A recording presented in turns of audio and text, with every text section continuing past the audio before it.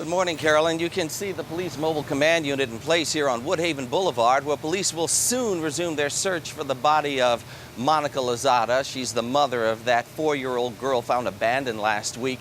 Police say they're searching this area because they say it's where the boyfriend admitted he dumped the body after they say he confessed to killing her.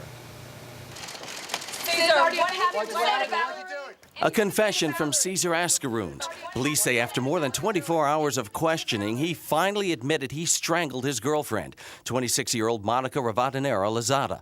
A motive is still not clear, according to investigators who say Ascaroons told them he killed Valerie's mother Saturday night and soon after hurried Valerie out of her bed and deserted her without shoes on 76th Street in Queens.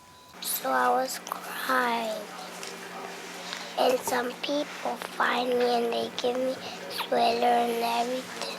Some Good Samaritans discovered Valerie and helped her, including Branko Petrovic. Yeah, I've seen this today, and I'm really speechless, you know. Tipsters started calling police soon after seeing Valerie on TV, which led police to the Forest Hills apartment where she lived with her mom and Ascaroons. After being taken in for questioning, police say Ascaroons at first told them he dropped his girlfriend and her daughter off at JFK Airport for a flight back to her native Bolivia. But they became suspicious when they could find no evidence of travel arrangements. Cesar Ascaroons has been arrested and charged with murder in the second degree, tampering with evidence, reckless endangerment, endangering the welfare of a minor, and abandonment of a child, and the death of Monica Lozada. Valerie knows she's lost, but she hasn't yet been told that she will never again see her mother, who she says looks like a princess. Child welfare officials are consulting with mental health experts to advise them on how and by whom Valerie should be told. I can look everybody straight in the eye and tell you this little girl is going to end up with a very good family. Hopefully, probably a family of her same background, certainly a family that speaks both English and Spanish. Now, Valerie has some cousins here in New York and a father and grandparents in Bolivia. For now, she remains in foster care. Live in Forest Park, Glenn Pearson, Weekend Today in New York. After the tornado struck, police were instructed to do a house-by-house search in this neighborhood of the most severely damaged homes to make sure no one was injured in need of help. But when they got to this house right here, they got a big surprise. Just look at this roof. Plywood torn away, gaping holes. Enough to raise concern for anyone who may have been inside. But when no one answered the door, Palm Bay police went inside. Instead of finding a person in need of help, they found 54 healthy marijuana plants in a grow room and all kinds of equipment to help keep them healthy.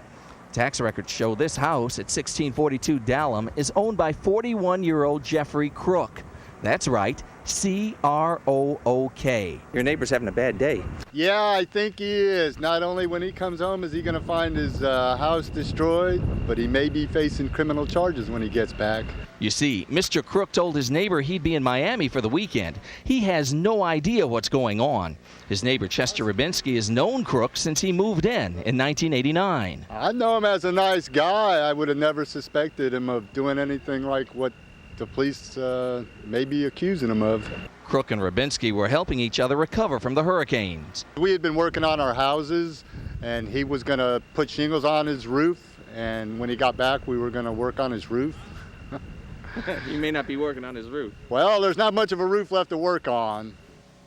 Now, just moments ago, Mr. Crook returned from Miami. He came out to talk to us. He was more than happy to talk about his storm-damaged house. But when we asked about the marijuana plants, here's how the conversation went. Now, when police were here earlier today and they hauled some things out of your house, they say they want to talk to you about it. You know what I'm talking about? No idea. No? They hauled 54 marijuana plants out of your house and all kinds of grow equipment. Do you know anything at all about that? No idea. No? No. I mean, now, Sorry. you live here? Yeah, I do. Now, I don't know why Mr. Crook didn't want to talk to us about that. Like I said, he was more than happy to talk about his house and the tornado that hit it. I think Mr. Crook has a lot of explaining to do.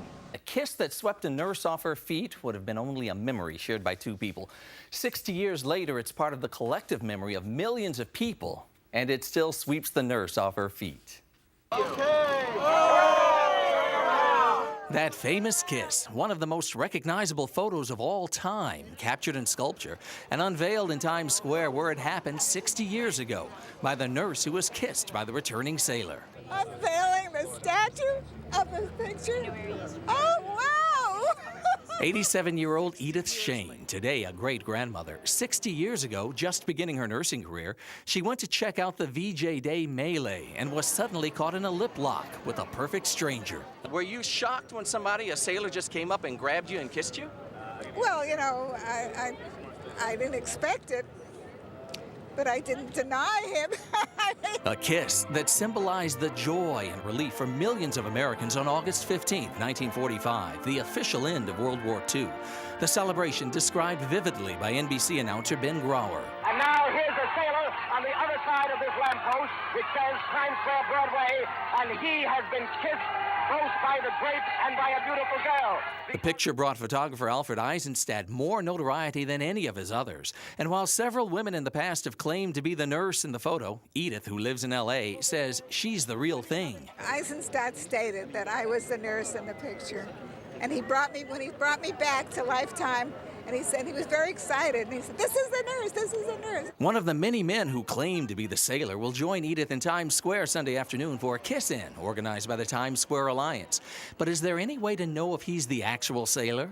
Maybe the question should be, does it really matter? As Life magazine put it in a special issue 25 years ago, any swabby worth his bell-bottoms kissed any girl within reach. You know, any of those guys coming back, I probably wouldn't have denied them very much, so... But, well, not really. What a time. The sculpture by artist Seward Johnson will be on display in Times Square through Sunday. Chuck and Linda. Good morning, David. The crew is setting up for that event right now. Earlier today it had been drizzling, but right now the drizzle has let up. But I can feel the mist on my face, which helps me imagine this scene. Picture, if you will, a morning very much like this one. It's early. It's October 12th, 1492, when after nearly 10 weeks at sea, a sailor aboard the Pinta spots land. The very next day, Cristoforo Colombo and the 90 members of his 3-ship crew set foot on a Bahamian island, thus beginning a new era in European exploration and expansion. Well, here we are 513 years later, and we still pay tribute to that man.